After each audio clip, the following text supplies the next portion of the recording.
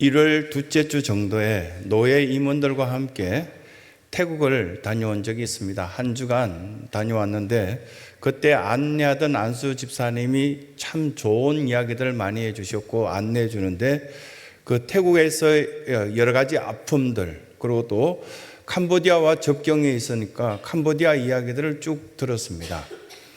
한 곳에 도착하였더니 우리를 기다리고 우리에게 노래를 불러주고 또 안내해주고 여러 모습을 보여줬던 사람들이 너무 예쁘고 우리나라의 미스 코리아보다 더 훌륭한 사람들이 쭉 나와 있어서 우리들도 깜짝 놀랐습니다. 그분들이 이렇게 바라보니까요, 키도 약 175cm에서 180cm 정도씩은 다 된 것 같고요. 근데 굉장히 날씬하고 예뻤습니다. 목소리도 아주 이렇게 부드럽고 그 목소리 들으면서 그냥 태국말이었지만 부드럽게 들을 수 있었습니다. 근데 나중에 그분들이 슬픈 이야기를 쭉 하기 시작하는데 뭘 이야기를 하시냐면은 남자인데 여자다고, 여자인데 남자다고 막 헷갈리는 이야기를 하기 시작하는데 한동안 우리가 이렇게 보면 그분들을 만나 뵙기를 원한다고 동성애 문제, 차별금지법 이런 문제 때문에 그분들과 함께 대화하고 싶다는 이야기를 듣고 그분들이 기다렸다가 우리에게 그들의 재능인 노래도 보여주고 여러 가지 순서를 가졌습니다. 여러분들은 어떻게 생각하는지 몰라도 그들은 그들 스스로 옆에 있는 분들을 잘 믿지 않습니다. 왜냐하면 조롱당하고 무시받고 어려운 처지에 처할까 봐요. 근데 남자인데 여성보다도 훨씬 더 예쁩니다. 그리고 피부를 얼마나 관리를 잘했는지 거의 백인에 가까울 정도로 아주 예쁜 피부를 가졌던 그들의 모습을 보면서 우린 탄성을 지를 수밖에 없었습니다. 그런데 슬픕니다. 형제들끼리 사랑하여서 결혼하고 또 유전인자의 그 유전인자가 또 다른 근친 상간을 하고 유전인자에 수십 번에 걸쳐서 하다 보니까 남자인데 여성 호르몬이 그냥 온몸에서 지배를 하고 목소리뿐만 아니라 이렇게 보면은 남자가 남자를 사랑할 수밖에 없는 그 마음을 갖고 있다. 처음에는 변명이다. 즉은 믿을 수 없다. 뭐 이런 어떤 이야기를 잠시 했는데 그 다음 광경을 보고 하얀 호랑이를 보여줬습니다. 그래서 한국 사람들은 대체로 그 호랑이를 보면서 관광하는 모든 사람들이 지나가면서 와, 백호다. 그런데 목에 큰 사슬이 메어져 있는 걸 보고 안타깝다. 뭐 그런 어떤 이야기를 하는데 우리는 특별한 시간을 갖기 위해서 거기 왔기 때문에 거기 이야기를 쭉 듣다가 어떤 부분을 봤느냐 하면은 이 하얀 호랑이를 만들 때까지 수십 번의 교배를 하고 수십 번의 어떤 어려움을 거친 결과 황색 모양을 내야 될 호랑이가 하얀색이 된 겁니다. 완전 유전인자, 하나님께서 원하시는 창조 질서와 그 모든 것들을 파괴해버리고 이상한 모양이 된 겁니다. 스스로도 축 늘어져서 목에 사슬을 메고 사람들의 구경거리가 된 그 호랑이가 좋을까? 전혀 좋지 않죠. 아프리카 인구는 15억인데 왜 그렇게 가난하게 살까? 한번 생각해 보셨습니까? 수많은 유럽에 있는 기독교 나라에서 아프리카에 쳐들어와서 그 사람들을 노예 삼고 약 15억이라는 사람들 가운데 때로는 보면 그 기록들을 봤을 때 80%의 한 나라의 사람들 다 처단해서 죽인 적도 있습니다. 남아공 같은 경우에는 보면은 그들이 보면은 뭔가 이렇게 갖고 오면 빛난 이렇게 돌을 하나 갖고 오면 먹을 걸 주겠다, 초코파이 같은 걸 하나 주고 그것을 뺏어버린 그 다이아몬드들 엄청난 양들을 그들은 기록해 두었습니다. 아프리카는 왜 가난할까? 그렇게 천연자원이 많고 그냥 가만히 앉아 있어도 그 다음날 먹을 것이 툭툭 떨어지고 우리들이 그렇게 좋아하는 과일들이 매일같이 노력하지 않아도 과일이 생산되는 그런 나라 속에 생활하는 동남아, 이 아프리카, 과연 무엇이 문제일까? 이런 의심을 하는 것들이 비판받아야 될 문제라고 생각하는 것들이 한동안 우리는 어리석은 어떤 정권 속에서는 그런 이야기를 많이 들었습니다. 비판하면 안 된다. 의심하면 안 된다. 교회 속에서도 그런 이야기를 했습니다. 의심하면 비난받는 것이 적절한 것일까? 본 것도 아니고 만진 것도 아니고 직접 누려본 것도 아닌데 라는 생각을 갖고 오래전에 한 10년 전에 이 본문을 갖고 도마를 욕하는데 우리는 굉장히 혈안이 되어 있었던 것이 우리 교단의 성경 가르침이었습니다. 그런데 만져본 것도 아니고 누려본 것도 아니고 의심한다고 해서 비난받는 것, 이건 문제 있다라고 생각한 것이 뭐냐면은 과학을 하시는 분들이나 아니면 철학을 하시는 분들이나 사람들의 어떤 평안을 위해서 노력하고 연구하시는 분들을 보면 매일같이 의심하고 또다시 연구하고 또다시 노력하고, 이왕이면 이 복장보다 더 편한 복장이 뭘까? 어떻게 하면 우리가 더 맛있는 걸 먹으면서 행복할 수 있을까? 그건 연구해야 되는 거 아닙니까? 때로는 의심해야 되는 거 아닙니까? 이건 믿음에 대한 문제에 대한 이야기를 하는데요, 의심하는 이야기에 초점을 맞추면 이상한 결과를 나왔지만 믿음의 본질을 두고 이야기한다면 다른 것들을 파악할 수 있지 않겠냐, 그 말씀을 오늘 우리에게 주시고 있습니다.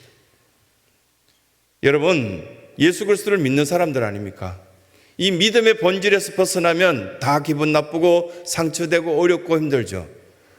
목회자와의 그 잘못된 관계 속에서 여러분들이 감정 상한 것들을 통해서 평생 괴로워하고 힘들어하는 분들이 얼마나 많이 있습니까? 만약에 가짜 목사를 만난다면 여러분들의 가장 인생 가운데 최악의 인생을 여러분 살게 될 것입니다. 아마 그런 분들도 있을 겁니다. 너무너무 힘들고 그 인생의 패배의 원인 중에 하나가 보면 자기가 유리한 데만 바라보거든요. 내가 생각할 때 이게 옳다고 생각하는 그것만 믿고 살아가다 보니까 계속 처절하고 바닥 같은 인생을 쭉 살다가 인생을 끝나버리는 안타까운 성도들도 보게 됩니다. 그런 분들은 주로 보면은 경제가 어려울 때 치킨집 열고요, 피자집 열고요, 경제가 어려우면 또 가게 열어서 왜 하나님께서 복 주시지 않을까 그렇게 생각합니다. 이게 믿음의 문제입니까? 상식의 문제입니까? 도대체 어떤 문제일까요? 제대로 믿기 위해서 보면은 도마에게 예수님께서는 내 몸을 직접 만져보고 확신을 갖는 믿음 생활을 했으면 좋겠다, 그 가르침을 주는 장면이 우리가 오늘 함께 읽었던 이 성경 내용입니다. 의심해서는 안 되는 것이 아니라 의심하고 불안하고 그리고 또 속으로 욕하고 비난하고 그렇게 살 것이 아니라 손을 내밀어 그 옆구리를 직접 만져보고 정말 내가 사랑했던 예수님 맞군요, 이렇게 하는 것이 옳다라고 성경은 가르쳐주고 있습니다. 신앙이라는 것, 사도 바울이 이렇게 고백했는데 나는 나는 죽노라, 그렇게 사도 바울은 고백했죠. 나는 날마다 죽노라, daily die라고 이렇게 고백할 때 바울의 그 고백처럼 바울은 매일같이 나의 생각 속에서 내가 배운 지식, 내가 갖고 있는 그 학벌로 판단되는 그것들을 믿지 않고 주님께서 말씀하신 것은 무조건 옳다라고, 나는 이미 죽었기 때문에 그건 생각할 수도 없어, 나는 이미 죽었고 나는 이미 저 버러지 같은 인생이기 때문에 주님께서 말씀하신 것이 옳아라는 새로운 출발을 하였기 때문에 바울은 자신 있게끔 여러분들에게 이 말씀을 전하고 있는 겁니다. 신앙이라는 것 이겁니다. 이미 예수 그리스도 안에서 죽어야 될 사람들이 살아있기 때문에 기분 나쁘고 감정 상하고 누구 편 이렇게 나눠지고 그런 안타까운 모습들이 뚜렷하게 있습니다. 예수님의 시선과 예수님의 생각을 한번 가져보시기 바랍니다. 새로운 부활과 새로운 어떤 출발을 갖는다는 건 매우 중요하다고 생각합니다. 행복하시기 원합니까? 주님의 기적적인 그 은혜를 경험하시기 원하십니까? 그러면 나는 이미 죽었고 예수 그리스도의 시선과 예수 그리스도의 생각으로 살겠노라고 그렇게 확증하시며 결단할 수 있는 복된 은혜가 있길 간절히 소원합니다. 가장 먼저 이 말씀 가운데 교훈 주시는 것은 불행의 시작은 안 믿는 거예요. 자식이 부모를 안 믿고요, 부모가 자식을 볼 때 저건 아닌 것 같아, 갖다 버려야 될 것 같아, 성도가 교회를 믿지 않고요, 이 아름다운 교회의 공동체에서는 이 교회는 예수 그리스도의 몸인데 예수 그리스도의 몸을 믿지 못하겠다면 뭘 믿겠다는 건가요? 하나님 메시지를, 하나님의 성경을 그대로 읽어도 은혜가 되어지고 그냥 어느한 어떤 메시지를 받는다 할지라도 그 마음의 부딪힘과 함께 하나님의 능력이 나타나는 것이 정상입니다. 근데 우리는 매우 철학적인 수준과 높이 있는 아주 높은 수준의 귀를 갖고 있어서 내 귀를 즐겁게 하고 내 마음을 변화시켜 봐라는 그런 이야기를 그렇게 하고 있는데 실제로는 그렇지 않습니다. 그렇게 하시면 안 됩니다. 왜냐하면 최악의 불행이 뭐냐면은 믿지 않는 겁니다. 어떤 집단이든지 어떤 공동체든지 잘 믿어지지 않는 공동체는 들어가시면 안 됩니다. 그리고 또 잘 믿어지지 않는 거 구입하시면 안 됩니다. 혹한 어떤 이렇게 약을 구매할 때도 보면은 그렇고요. 물건을 구매할 때나 보면 여행 도중에 어떤 가이드가 혹한 어떤 이야기를 하면은 전혀 능력도 안 되시는 분이 몇백만짜리 약을 막 구입하고 돌아와서 1년 내내 먹고 난 뒤에 효염 있습니까? 물어보면 아무 효염이 없대요. 왜냐하면 효염 없는 걸 먹고 계시니까요. 그건 믿음과 아무 상관없는 겁니다. 오늘 말씀에 보면 24절에 12제자 가운데 디두모라는 도마가 있었다. 그렇게 말씀합니다. 12제자 중에 하나인 디두모라 하는 도마. 여러분, 이제까지 성경책을 수십 번 보고, 심지어는 수천 번 보신 분들이 아마 있겠죠. 신앙생활 오래 하신 분들, 디두모는 뭡니까? 도마는 뭡니까? 똑같은 이름이라는 건 저희들은 알고 있습니다. 디두모는 헬라어로, 옛날 고체 헬라어로 디두모라 이렇게 이름하고요. 도마라는 말은 하층민들, 동네 사람들이 일반적으로 이야기하는 내용이 아람어입니다. 그 아람어로 이 사람을 부를 때 도마라고 그렇게 불렀습니다. 그런데 또 한 가지 더 문제가 있습니다. 여러분, 최소한 이 정도 상식은 다 있으리라 생각되어집니다. 도마라는 이 단어 뜻 자체가 쌍둥이입니다. 옆집 사람이 이 아이를 부를 때도 도마야, 쌍둥이야 이렇게 불렀고요. 제 경험상에 보면은 제가 이렇게 어릴 때 한 80년도 초에 이렇게 70년도에는 그 동네에 쌍둥이가 거의 없었어요. 그러다 보니까 동네에 쌍둥이가 한 명 나타나면 걔 이름을 알려줘도 걔 이름을 부르는 것이 아니라 어른들은 야 쌍둥이야 이렇게 불렀습니다. 제가 다니던 국민학교에도 보면은 이렇게 학생들이 전교생이 한 600명 있었는데 쌍둥이가 딱 한 명 있었습니다. 쌍둥이. 둘 딱 쌍둥이였는데요. 근데 그 집이 보면 굉장히 부유하고 잘 살았는데 불구하고 사람들은 그 집의 아이들이 지나다니면서 이렇게 보면은 그 옆집의 어른이 그 애들을 부를 때 야 쌍둥이야 집에 가냐 학교 가냐 이렇게 이야기하시더라고요. 그러면 걔들은 딱 기분 나빠서 휙 돌아서면서 제 이름은 영호라고요 이렇게 말해도 그 다음 날 딱 되면 쌍둥이야 어디 가냐 또 물었습니다. 지금 이 본문이 그렇다고요. 혹시 이 시선으로 보신 적 있습니까? 디두모라, 헬라어로 말한 그리스 말로 쌍둥이라고 말한 이 쌍둥이가 이 본문에 등장하는데 누구랑 지금 쌍둥이랐단 말은 여러분들 알고 계십니까? 학자들도 아무도 모르겠대요.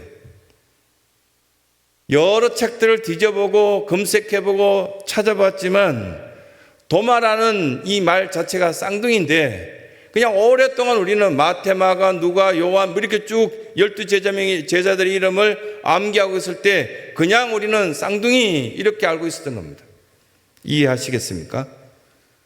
근데 그 쌍둥이 중에 한 명이 누가 이게 이 제자인지는 정확히 알 수도 없고 그럼 나머지 쌍둥이는 어디 갔는지 저희들은 알 수도 없는 상태입니다. 그런데 이런 상태 속에서 그 쌍둥이 중에 한 명이 예수님의 제자가 되어서 예수님을 따라다녔다가 어느 날 갑자기 예수님이 부활하여서 자기는 그 자리에 없었고 다른 제자들은 다 있었는데 나타났다가 또 다시 자기에게 나타났습니다. 근데 다른 제자들은 이미 부활한 예수님을 경험하였기 때문에 나는 믿노라 이렇게 말하는데 나는 본 적도 없고 만난 적도 없는데 내가 어떻게 믿어 이렇게 말했는데 오랫동안 공가책을 가르칠 때도 이 교회 속에 도마를 욕하고 비방할 때도 보면 그 믿음이 없다고요. 의심한다고요. 그 이야기를 많이 했거든요. 이웃을 믿을 수 없고요. 친구를 믿을 수 없고요. 나 자신도 믿을 수 없는 이 상태 속에 있는 우리에게 뭐라고 말씀하십니까? 이 불가능한 것을 믿으라고 지금 말씀하시는데 그런데 27절의 말씀을 한번 보십시오. 도마가 이르시되 내 손가락을 이리 내밀어 내 손을 보고 내 손을 내밀어 내 옆구리에 넣어보라. 그리하여 믿음 없는 자가 되지 말고 믿는 자가 되라고. 지금 이 예배실에 들어오기 전까지 그냥 다른 사람들이 쭉 이야기하는 거 전해 듣고 믿음 없는 사람처럼 내가 뭐 그 예수님의 옆구리를 꼭 만져봐야 돼? 아이 싫어. 난 안 해. 내가 꼭 그 찬양을 불러야 돼? 내가 그 성경의 말씀을 듣고 예배 시간에 고개를 들고 하나님의 그 은혜의 임재하심을 내가 꼭 체험해야 되냐고. 그냥 이 도마처럼 저는 그럴 수 없습니다. 제가 어떻게 예수님의 몸에 손을 댑니까? 이렇게 거부하시겠습니까? 아니면 지금 예수님께서 도마가 하는 행동을 보고 이 쌍둥이 중에 한 명이 하는 행동을 보고 예수님께서 너 손 내밀어 봐. 그리고 내 옆구리 만져. 그리고 이제까지 의심하고 믿지 못했던 그대로 비참한 신앙생활 하지 말고 제대로 된 믿음 있는 생활하라고. 그래서 단 1분이라도 내가 정직한 기도 속에 믿음 있는 기도를 하게 되면 기적이 나타나고 하나님의 역사를 너는 경험하게 될 거다. 그걸 지금 이 말씀은 가르치고 있는 겁니다. 사람들을 평가할 때 소유한 거나 소속 보고 사람들을 평가하거든요. 그래서 이렇게 젊은 집사님을 보고 계단에서 이렇게 묻더라고요. 어느 회사 다녀? 이렇게 물었는데 그 젊은 집사가 저는 어느 대기업체 다닙니다. 그런데 속으로부터 뭐라고 생각합니까? 훌륭하군. 그 소속을 보고 뭐 그렇게 생각합니다. 또 이게 보면은 신앙에도 보면은 굉장히 문제가 있는 것 같습니다. 영등포 지역에서 몇 분하고 같이 회의를 하는데 어느 교회 출석하세요? 그러니까 저는 영등포 교회요. 뭐 저는 치유하는 교회요. 뭐 이렇게 이야기하다 보니까 좀 규모가 큰 교회 성도는 믿음이 더 좋은 것처럼 착각하시더라고요. 교회 올 때 보면 여러분들 가운데 보면 교회 올 때 새 차 닦아 오신 분 있죠. 욕먹기 싫어서. 이왕이면은 그 차는 닦지 마시고요. 그냥 좀 깨끗한 옷 입고 오셨으면 좋겠다 싶은데요. 근데 사람을 이렇게 됨됨이를 파악하는데 왜 세상적인 기준으로 그 사람이 뭘 갖고 있으며 뭘 타고 다니며 어떤 곳에 소속되어 있는가 그걸 보고 크레딧을 결정하냐고요.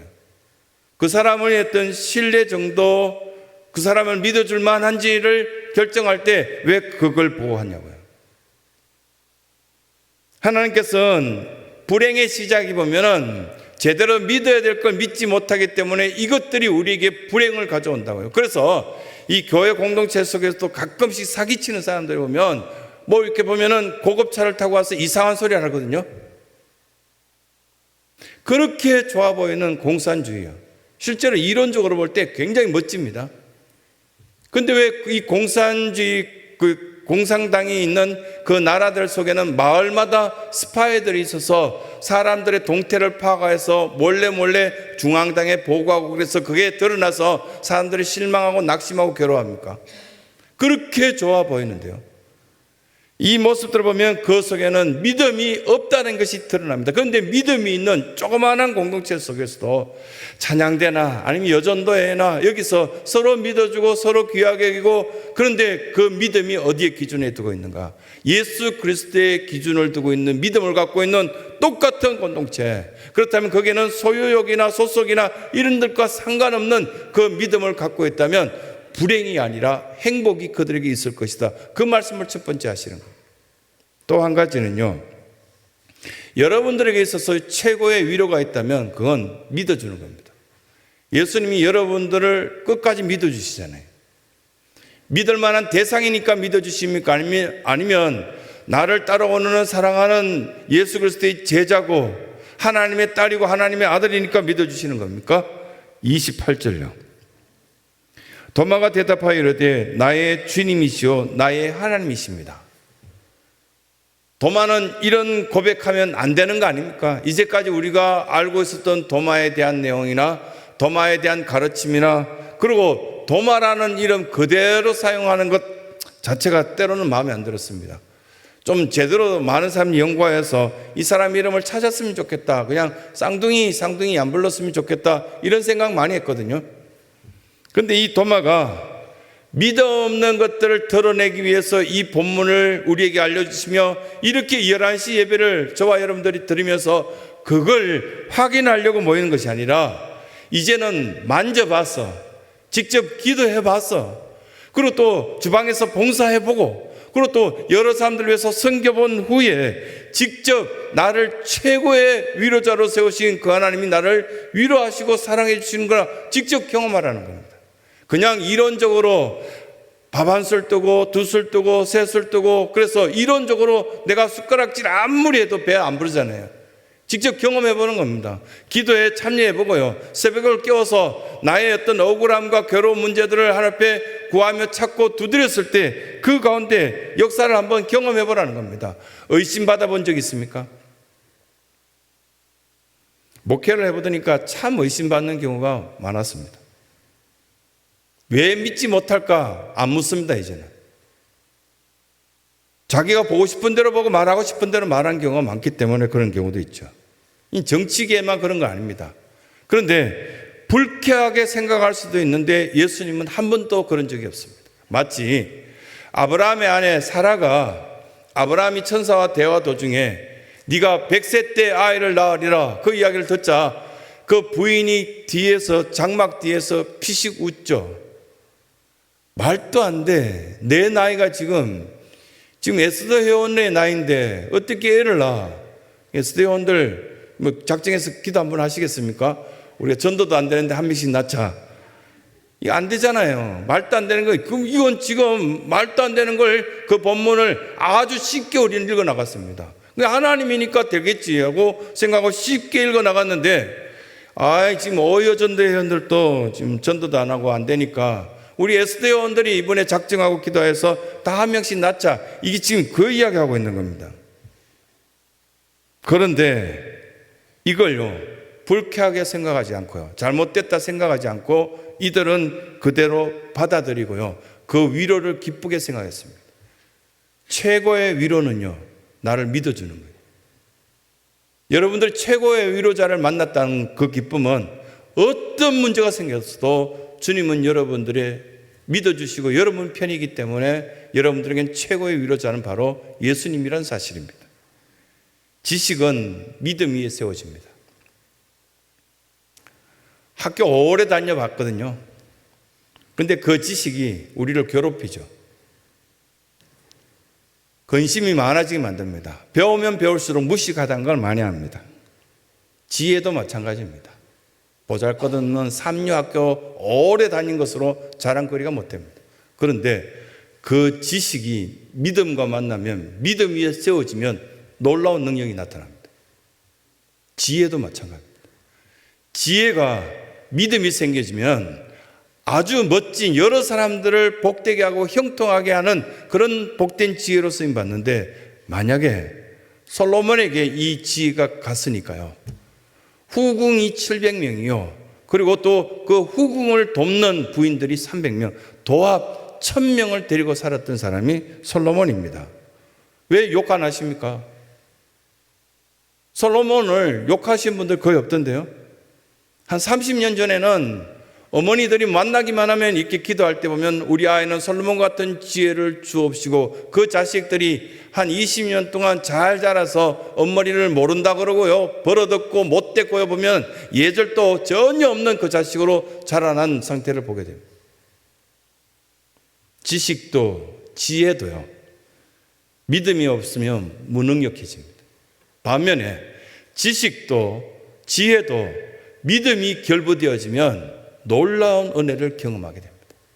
그래서 심지어는 중학교 중퇴, 고등학교 중퇴자들도 너무 행복하고 복되게 사는 사람 많이 있습니다. 학벌로 살아가십니까? 지식으로 살 수 없습니다. 지혜로 살 수 없습니다. 지식이 믿음하고 결부되었을 때 하나님의 사랑과 하나님의 능력을 체험하게 되는 것이죠. 그리고 우리 신성교회는 직분으로 행동을 할 수 없습니다. 그 직분은 우리에게 주어진 십자가입니다. 십자가를 타고 다니지 마십시오. 십자가는 여러 사람들에게 덕을 끼칠 수 있는 직분이셔야 되지, 그 십자가는 무늬만 십자가였을 때 목회자를 괴롭히고요, 십자가의 어떤 여러 가지 자랑스러운 것들이 다 사라지게 만드는 그런 사람이 될 가능성이 다분히 있다는 사실을 기억하셔야 됩니다. 그러면서 결론적인 말씀을, 셋째 말씀을 주시는데, 믿음 다음에 찾아오는 열매는 반드시 있다는 겁니다. 심지어는 지푸라기를 믿어도요, 그 지푸라기를 믿는 결과의 열매는 있습니다. 믿음 다음에 찾아오는 것들이 있습니다. 거짓된 신앙을 믿는 사람들도 그 결과가 있다라고, 열매가 있다라고 말합니다.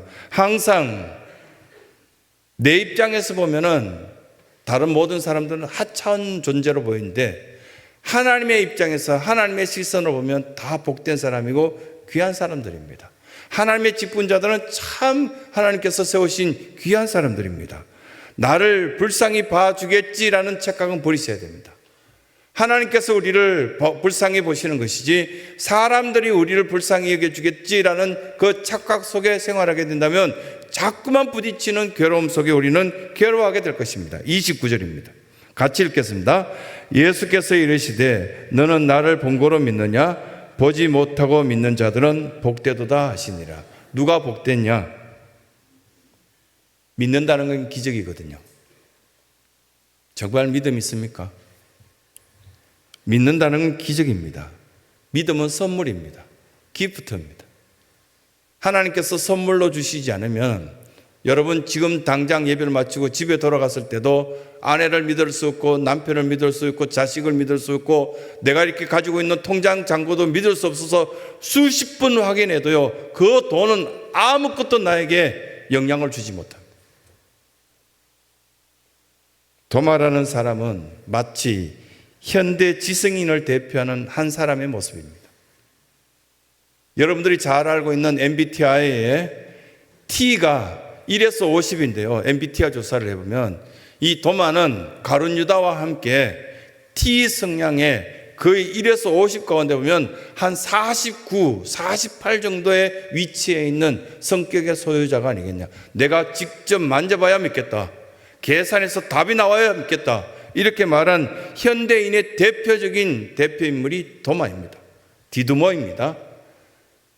이와 똑같이 개발하는 사람이 보면은 베드로라 이름을 불렀더라. 이와 똑같이 이런 사람들이 굉장히 많았는데, 이 사람들에게 비판적인 것도 그렇게 하나님께서 듣고 계시는 이유가 뭐냐면, 직접 그걸로 통해서 경험하여서 하나님을 제대로 믿었으면 좋겠다라는 생각을 하나님께서 주셨기 때문입니다. 벤 부렌이라는 사람이 이런 말씀을 했습니다. 그 책에 보면 첫 장에 나옵니다. 뭐라고 나오냐면 예수 부활 이전에는 그리스도인이 없었다. 무슨 뜻인지 이해하십니까?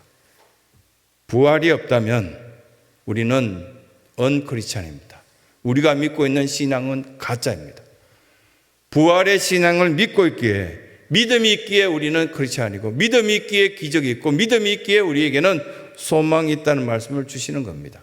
이 도마로 통하여서 의심받고 있는 그 사람을 비방하기 위해서 우리는 말씀을 펴들고 읽은 것이 아니라, 그 도마는 결국은 인도에 선교사로 가서 순교하였습니다. 그는 여러 사람들 앞에 멋진 예수 그리스도의 제자의 모습을 보였습니다. 우리가 알고 있는 도마가 전혀 아니었습니다.